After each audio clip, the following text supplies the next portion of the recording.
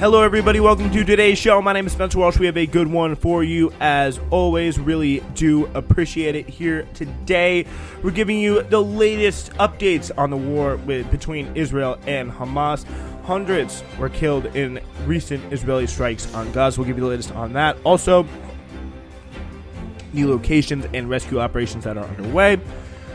Also, on the show today, we have Hamas's armed wing saying it released 2 elderly captives held in Gaza. The Pentagon sending military advisors, including a general versed in urban warfare, to Israel to aid in its planning for the war in Gaza, U.S. officials told the AP news agency. Also, we'll take a look at what Iran is up to, how the White House is planning for it, and the military assets there are shifting and moving around quite rapidly at this point. Also, some political consequences possibly on the horizon for Joe Biden with his support of a one-sided ethnic cleansing campaign for the Israelis, from the Israelis.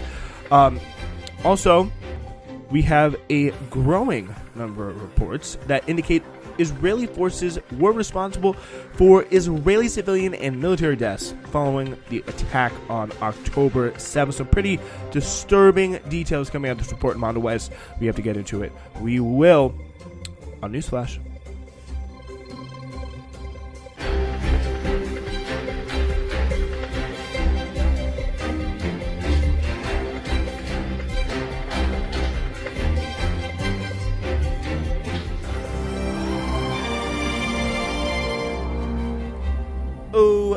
Okay, so we got to start, of course, like we always do, with a broader look at this conflict. And of course, just because we haven't really spent so much time on it, or haven't been able to get on the air that much over the past week with so many different stories going on from this conflict, I think it's pretty important that we spend this entire show trying to catch up on what is, undoubtedly the most important story in the world right now. And a story that is really, it kind of feels like we're in some sort of a stasis at this point of, a daily just drumbeat of awful reports about how Israel is bombing, no sign in sight.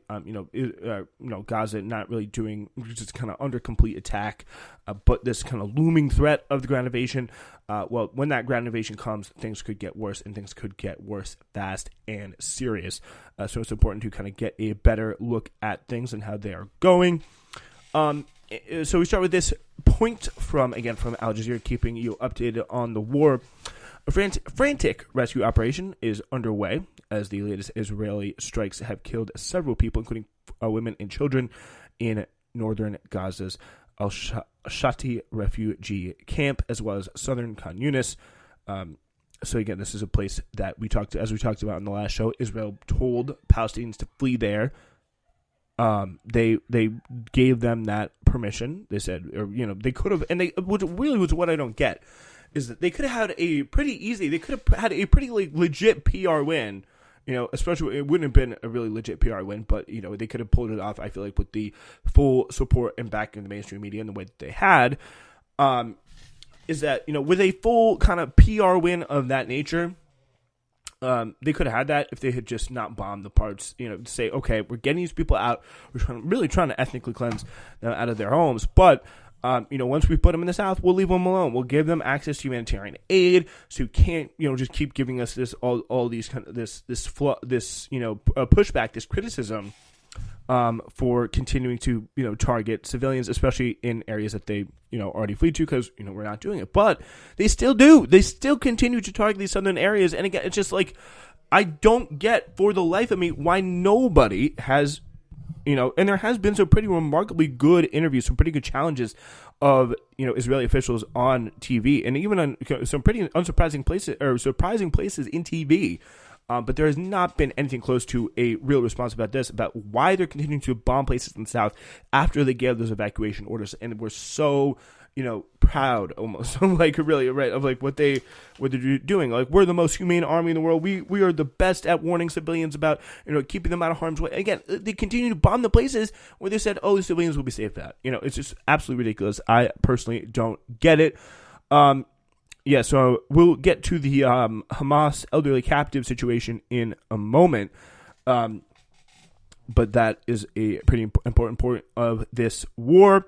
The Pentagon has sent in military advisors, including a general versed in urban warfare, which is kind of funny because I don't know when's the last time the U.S. has really done well in an urban war. Certainly wasn't anything in Iraq or Afghanistan, and I can't think of any other major conflict that's taken place in a city that we've done particularly well in. Even the one that we're supporting in Ukraine with some of the cities there or some of the most brutal fighting. So it'll be interesting to see what they have going on there. Meanwhile, Iranian Foreign Minister Hossein Amir Abdullahian says that the Palestinian groups in Gaza are acting without any direction from Tehran after the U.S. accuses Iran of facilitating its attacks. While this is obviously kind of impossible to prove in the fog and the heat of war, I think, if they could prove it and they could really get some proof, good proof of it happening with the intelligence lock that both the United States and Israel have on the region, and the really kind of how far ahead they are in the arms race of just trying to get and kind of ascertain this intelligence support and the surveillance methods that they have. There has been really, there's really been, no evidence of that so far. And, there's times where the White House has even had to walk back some of the statements that they kind of made previously in the Wall Street Journal about Iranian involvement. And pretty much this is one of those things where if they could prove it, we would be seeing, if it was happening, we'd be seeing much clearer evidence of it rather than just U.S. accusations. So anyway, Israeli Defense Minister Yoav Gallant has also told Israeli forces to prepare for an air, ground, and sea operation into Gaza, and the operation will come soon, any day now, which is really interesting because we keep hearing all these, first it's that it's just because Biden and all these heads of state are in the region.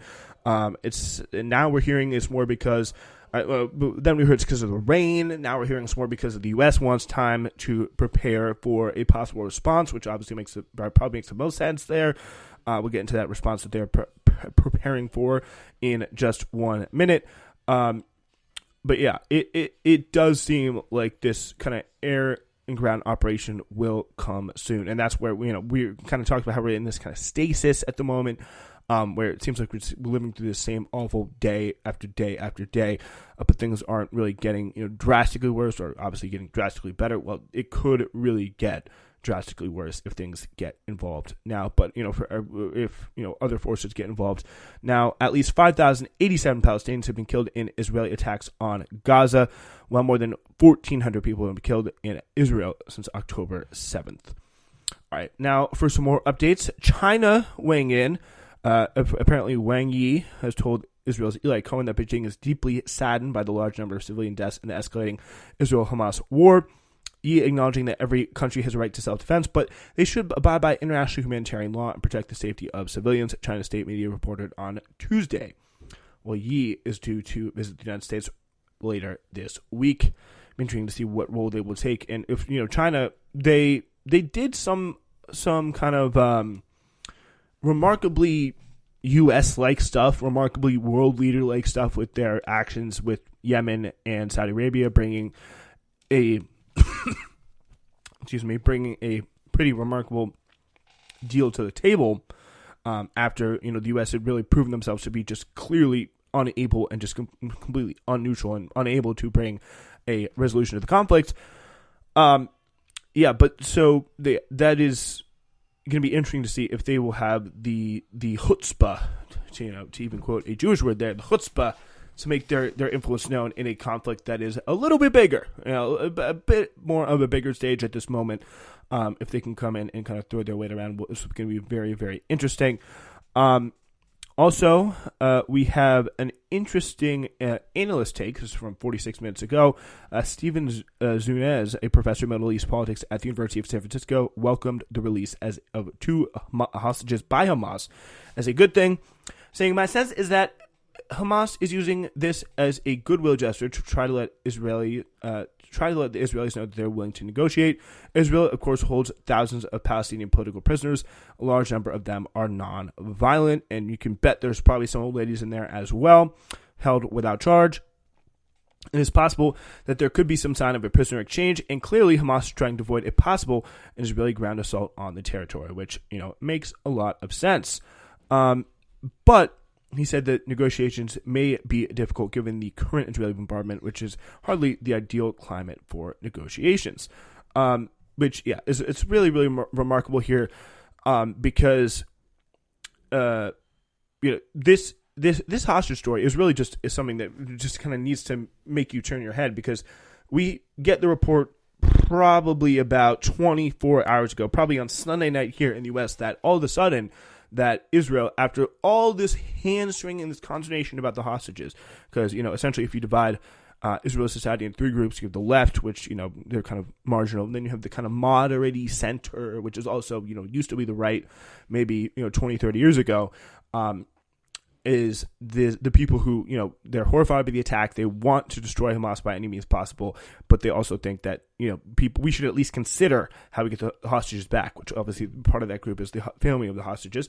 And then we have the group that attacks that group on the regular, which is the far right, including attacking some of the families of the hostages in the street. It's a pretty incredible video that we've seen out of that, pretty much saying, beyond a shadow of a doubt, that they were, they don't care really about getting back the hostages. What they really care about is complete and utter, desolation of Gaza and the Palestinian people much before getting out the hostages, which they kind of view the fact that this is kind of being raised as a continuous issue. The right views as a distraction, as a negative, and as something that is going to hold them back. So it is, shocking to see. I feel like you rarely ever see, a side who makes such a big deal, especially about these hostages, rightfully so, because they're two, old ladies and a lot of other people that have been, kind of hurt innocently. And then turning around and saying, no, we don't want them back because Hamas is just trying to put forth mendacious propaganda onto us, which is something that they don't want. But again, still turning down these hostages in exchange for nothing. They were standing there ready to give them up.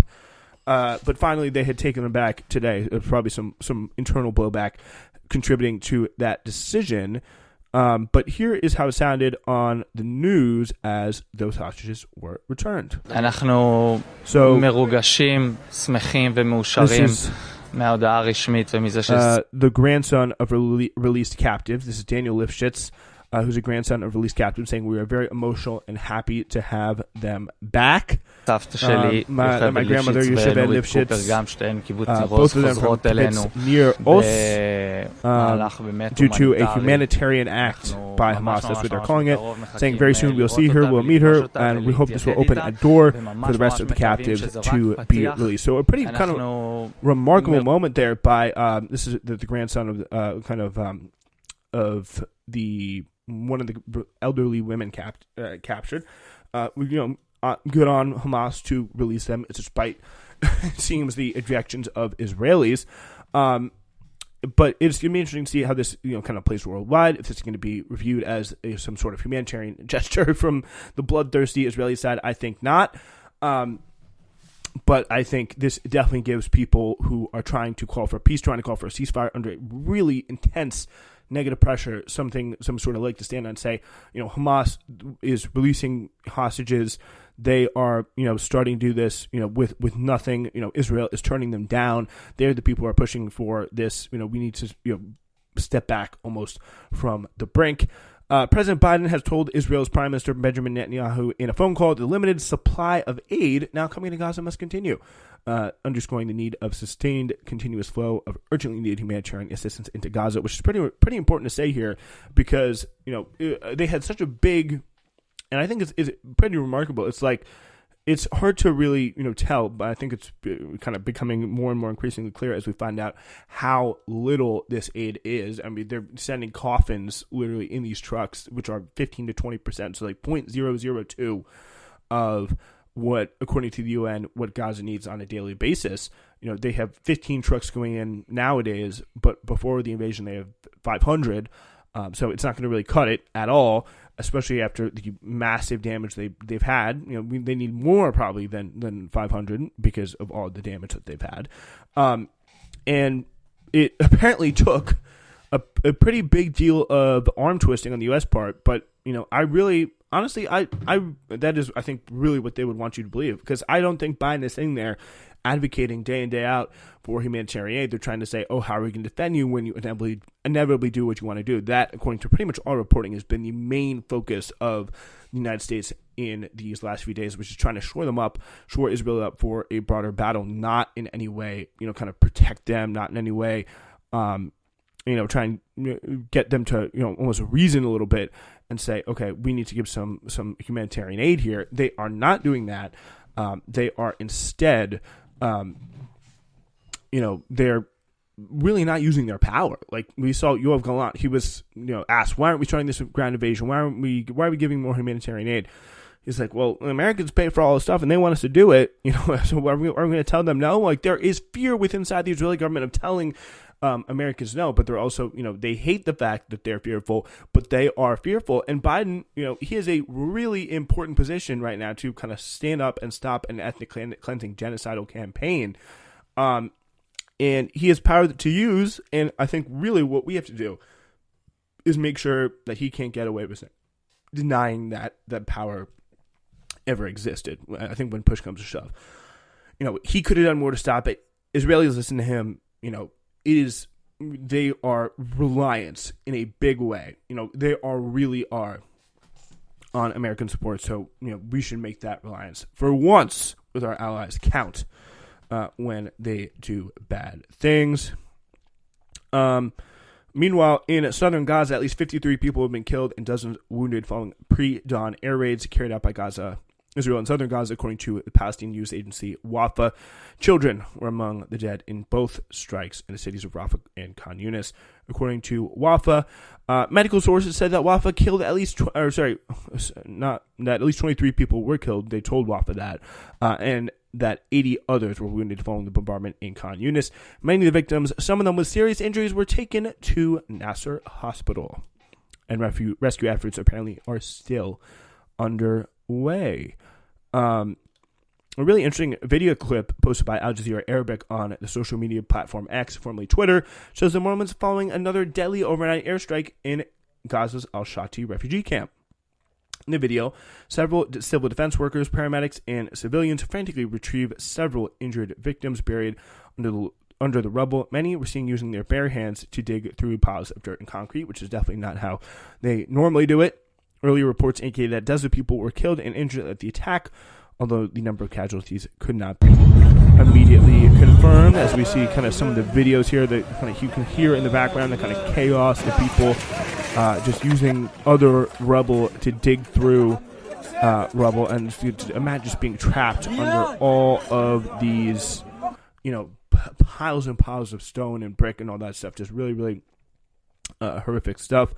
The video shows also an Israeli raid near the site of the bombing while civil defense teams and paramedics were working. Let's see if we can go to this. So it's something that we've seen multiple times in the past where we have seen Israel, hit a place, then wait for the people to come out in fear, and then hit a place right nearby. So that is something that we have known them to have done in the past. You can hear all the shouting here as they pull this guy out of this rubble, and apparently another attack took place right there as civil defense and paramedics were working.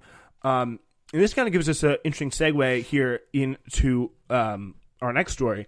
More than 19,000 people have been internally displaced in Lebanon since early October, according to the UN Migration Agency, and amid cross-border attacks that led to the death of Hezbollah fighters and Israeli soldiers, as well as civilians, including one Reuters journalist in Lebanon.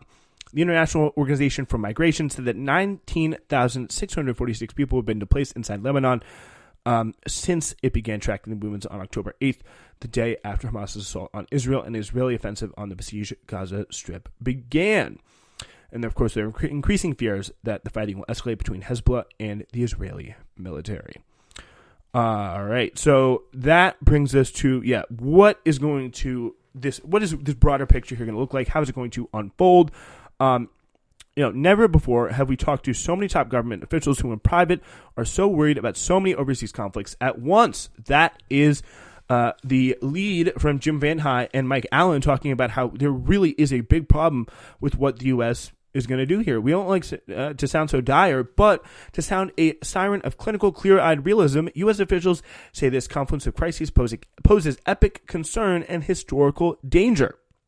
Officials tell us that the White House, inside the White House, this was the heaviest, most chilling week since President Biden took office just over 1,000 days ago.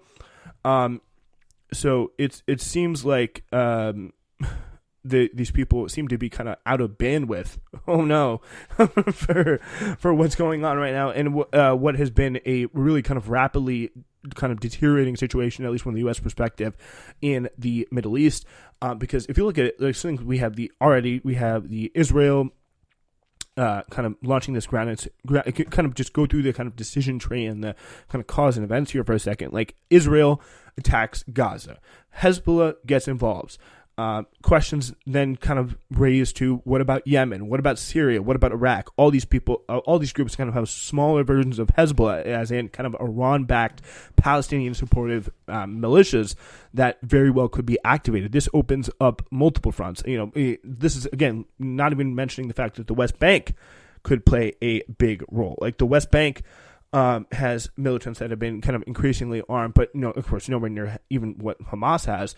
But you got Hezbollah, you got Iraq, you got Syria, you got all these different places kind of joining the fray. That obviously creates a really rough situation for Israel, which is going to have, according to a lot of people's analysis from both sides of the political spectrum, a really tough time launching a ground war into Gaza, even if they don't have to face any sort of outside force like Hezbollah or any kind of one of the other kind of Iranian militias in this axis of resistance that they have solid for themselves, because they will be going into kind of this big, heavy, kind of disorganized army will be going into a just fallout zone of Gaza City and will be faced from all sides by most likely from Hamas fighters and attacks.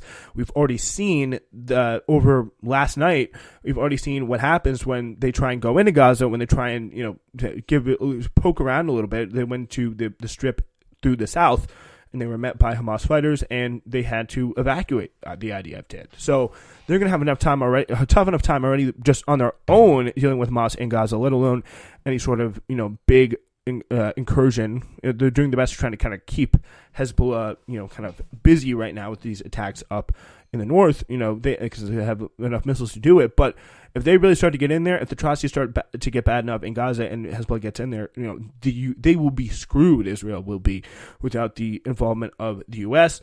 So Israel's response to the Hamas terrorist attack and a growing fear of spreading a war that reaches to Iran and beyond is kind of their first big fear. Officials point to the protests, threats, and deadly anti-American warnings of Arab nations after they thought incorrectly Israel struck a hospital in Gaza, killing hundreds. I think, the incorrectly here is kind of editorialized by Axios quite a lot. Just, the main source they have for that in this kind of hyperlink is that the U.S. intelligence says so, which I'm sorry is just not enough for me. We need some sort of independent investigation. There has already been some journalism that really does cast really some pretty big doubt on that narrative. Again, the idea that such a big explosion for the hospital would be caused by a Hamas rocket has just not been explained by anyone yet. So again, this is a preview of what they will fully expect will be a worldwide response to an expected Israeli invasion in Gaza. So we can kind of see that framing there. A horrific crime that Israel, may or may not, but very likely could have done. That made people really angry. But repeated horrific crimes day after day, that's going to be a really big problem. We have to prepare for war. So the U.S. is deploying 2 aircraft carriers to the region. U.S. Navy destroyer on Thursday shot down missiles from Yemen that appeared to be headed toward Israel.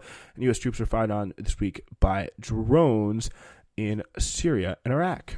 They're also worried about Vladimir Putin meeting in China with Xi Jinping to further strengthen their anti-American alliance.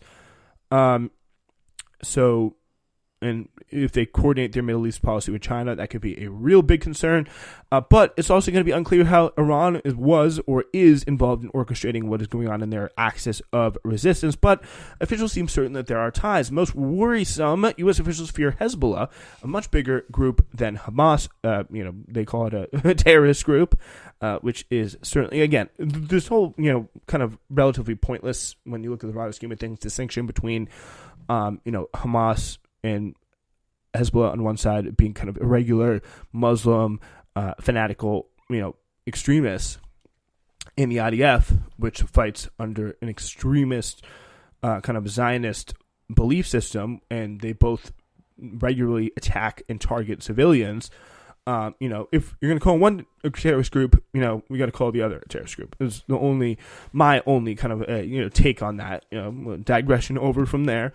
But Biden is saying that there is, Thursday night in his Oval Office, in the Oval Office address he made the last Thursday, supporting Russia and Ukraine and supporting Hamas and other terrorist groups in the region. The Russia and Ukraine one seems a little less likely than obviously we know it's supporting, at least to some degree, terrorist groups in the region, which is quite important to say the least, to keep an eye on.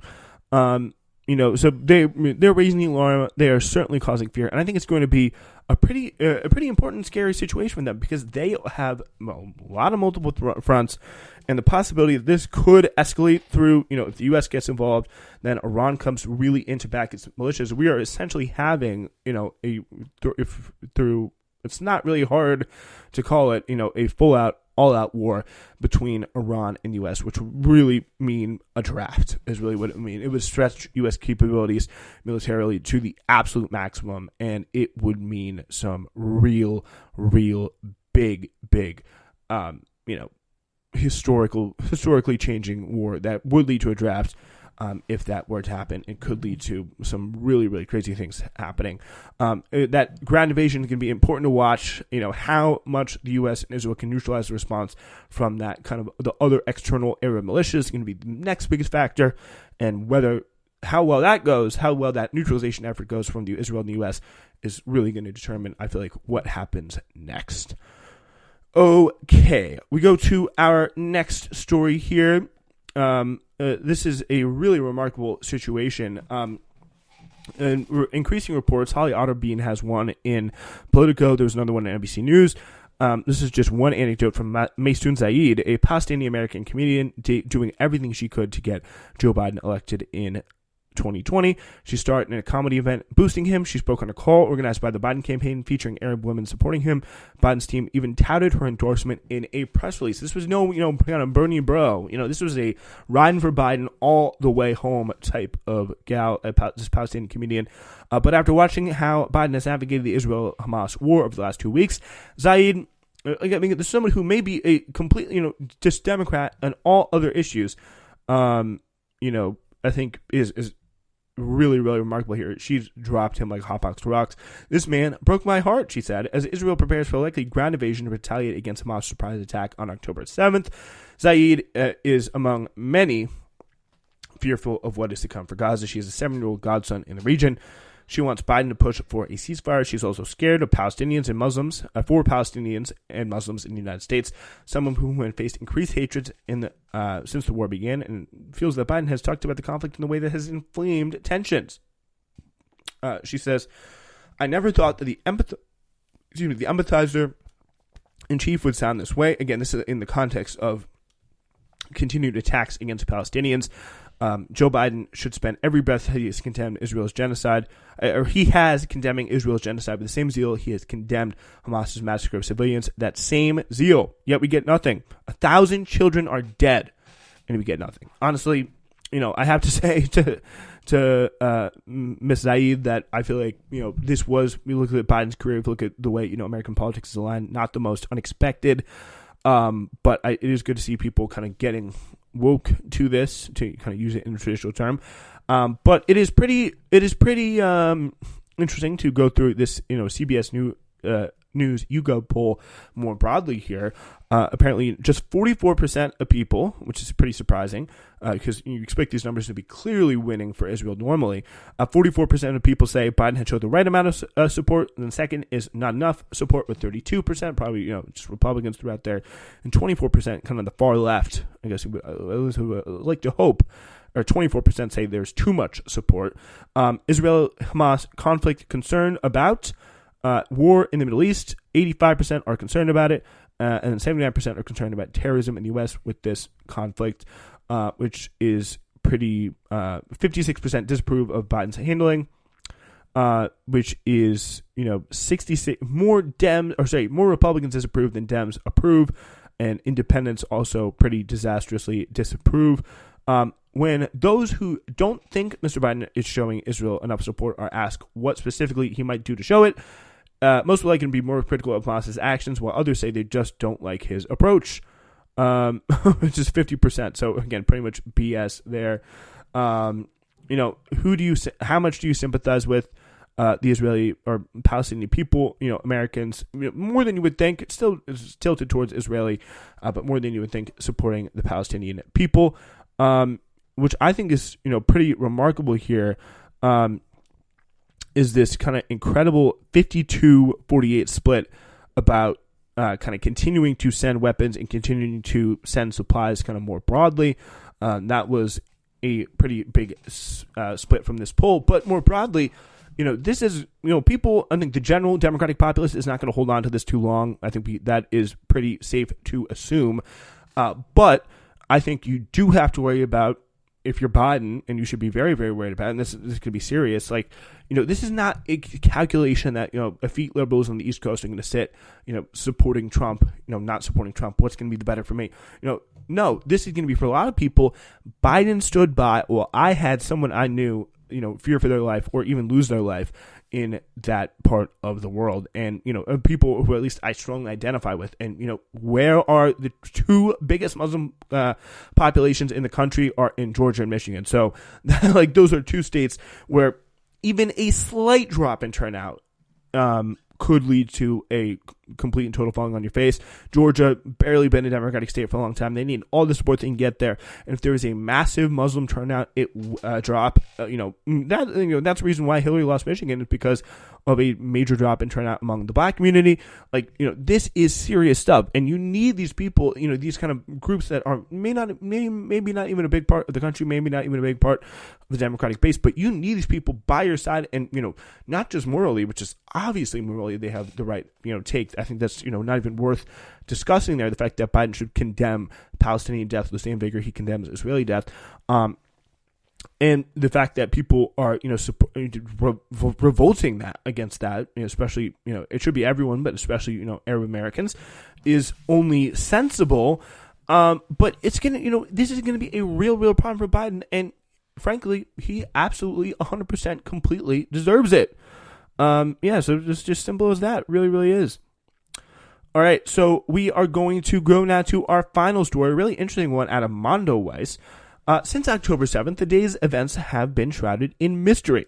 There are not only questions about Israeli intelligence apparatus and their colossal failure to anticipate what was happening in the tightly besieged strip, or the collapse of the billion-dollar Maginot Line, which is that security fence, but also the details of what actually transpired in the military bases and settlements around the Gaza Strip.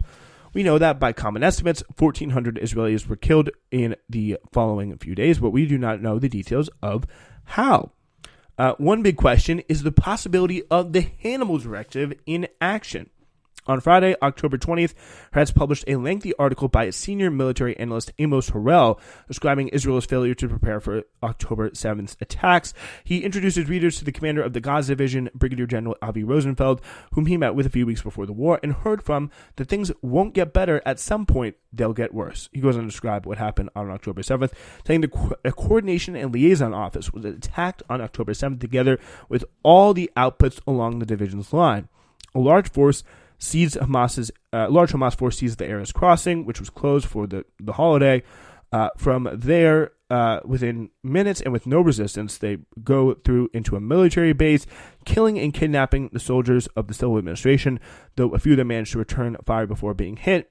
Brigadier General Rosenfeld entrenched himself in the division's subterranean war room, with a handful of male and female soldiers trying desperately to rescue and organize the sector under attack. Many of the soldiers, most of them not combat personnel, so pretty much they were sitting ducks, were killed or wounded on the outside. The division was compelled to request an aerial strike against the base itself, again, striking their own base to repulse the terrorists here. So this is a very dry, complimentary description of the high commander hiding with a few soldiers in an underground bunker and ordering an aerial bombardment of his own base, where his soldiers were outside fighting against Hamas, really does say a lot about the Israeli psyche in the bloody time. So it pretty much, take your top commanders, take the people that have the sense to get around your top commanders, go off and hide, and who's ever left, against Hamas, too bad, we're going to strike them and blow them up. It brings back to my mind the events of August 1st, 2014, during one of the most violent days of the Israeli campaign against Gaza up into the current one. On August 1st, the author of this Mondoweiss piece, who is anonymous due to fear, I think they live in Israel.